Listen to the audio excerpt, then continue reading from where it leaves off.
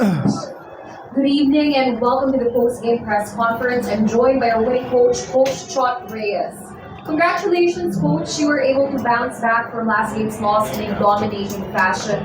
What were some improvements that you saw today that would be a big factor in being able to close out this series? Well, I think there's no secret that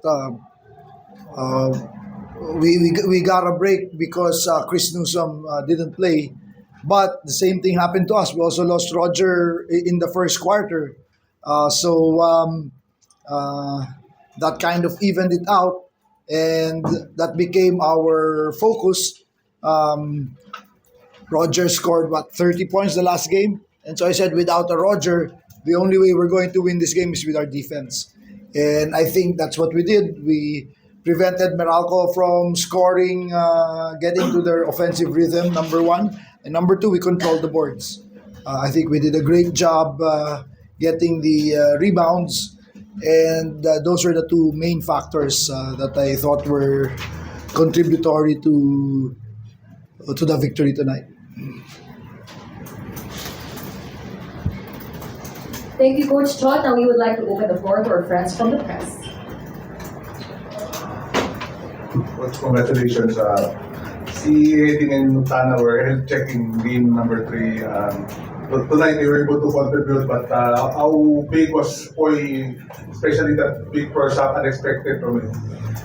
Yeah, when we reviewed the game, we like I said, the last game, they came out with a great defensive game plan. And so we saw more clearly what they were doing, and we made the adjustment. And that's what series are, right? It's the ability to make adjustments. And the reason why Calvin and Jordan weren't getting their touches was because they did a great job denying. But when they do that, then it opens up the inside. And that's why Poy did a great job capitalizing on that. If they want to stay home on Jordan and Calvin to limit their touches, that's going to open up the inside for guys like Poy, Brandon, Henry Galinato. And that's just something that we took a closer look at. And I'm sure they're going to make their adjustments, their counters for the next game, and we have to be prepared for that. Oh yeah, yung 27 points mo daw is second career best at second career best din sa playoffs. Pero yung 21 points mo sa first half talagang unexpected yun namin. Yung conscious effort ba sa'yo na ako na muna yung opensa o nangyari na lang yun sa team? Nangyari na lang siya. Kasi, yun nga, sabi nga ni Coach, nag-stay sila kila Roger, kila Calvin. So ako, I'm just, trying to be aggressive. And then, yun nga, luckily, na-shoot ko naman yung mga tira ko. And then, sobrang blessed kasi yung mga teammates ko, kahit na hindi ako masyadong ginagamit, yung tiwala nila sa akin, lalo na yung mga coaches na Simon, may sakit si Garelli. Yeah. Tapos ako agad yung nilagay sa starting five. So, yung mindset ko lang talaga, just being ready. Kasi di mo alam kung kailan ka tatawagin ulit di ba? So, yun lang, conscious, aggressive lang na makatulong in any way possible. Not necessarily offensively, but yun nga, yung mga defense ko, yung mga ganun. What is the latest on Poy and how will that affect you guys for Game 5 and the rest of the series and outside the finals here? There's no secret that Roger is a big part of what we do offensively and defensively. He's our best perimeter defensive player. And without him, again, like Poy mentioned, it's just the next man up. Next man up. Injuries are part of the any kind of tournament, any kind of playoff run. Hopefully, it's not too severe, but the way it looks, it's not looking good. So we just have to continue to figure out ways, make adjustments.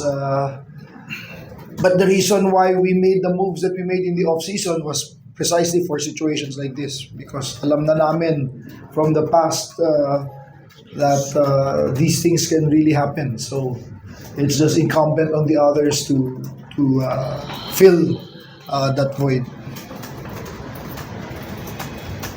Coach, good evening.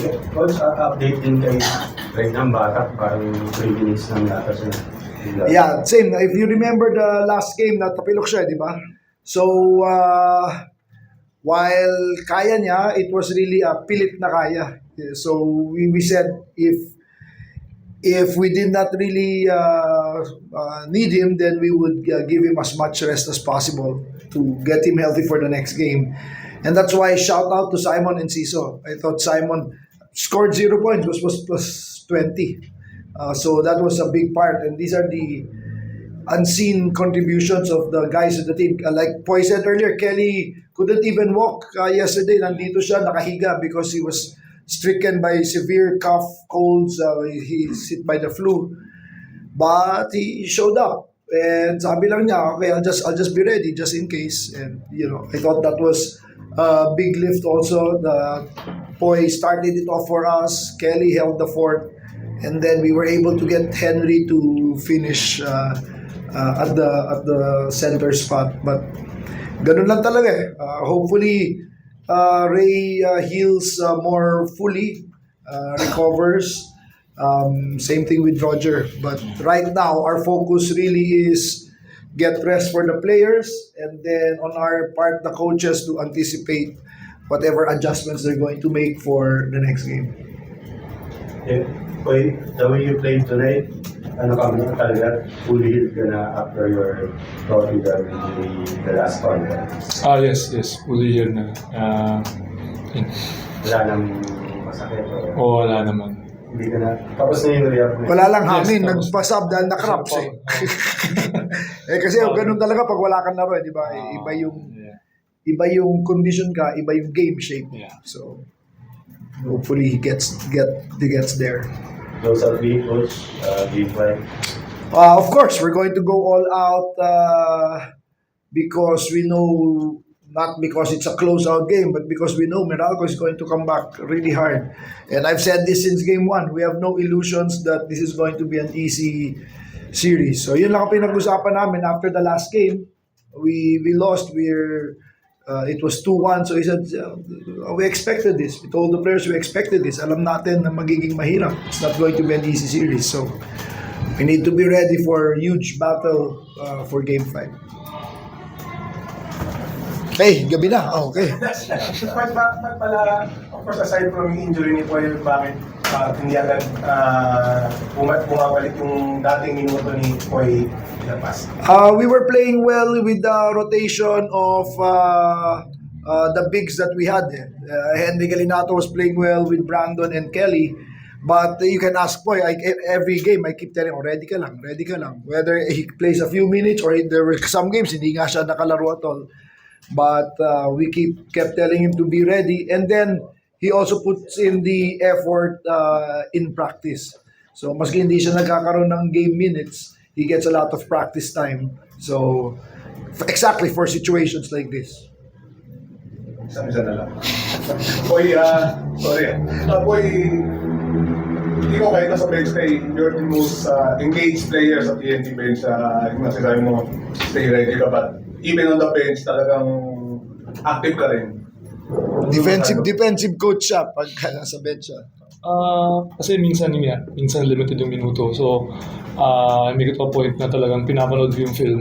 So, pag sa side namin, sinisigaw ko talaga kung ano yung play ng kalaban. And then, sabi naman ng mga teammates ko, I'm happy na naririnig kasi nila eh. So, nalalaman nila kung ano yung tinatakbo ng kabila. So, in a way, nakakatulong pa rin ako kahit di ako naglalaro. So, for me, sobrang laking bagay na yun na na-appreciate nila. But I also want to say that that's the culture that we built in this team. You can ask all the players, I said, kung kayo naghahanap ng minuto, huwag kayo sa team na to.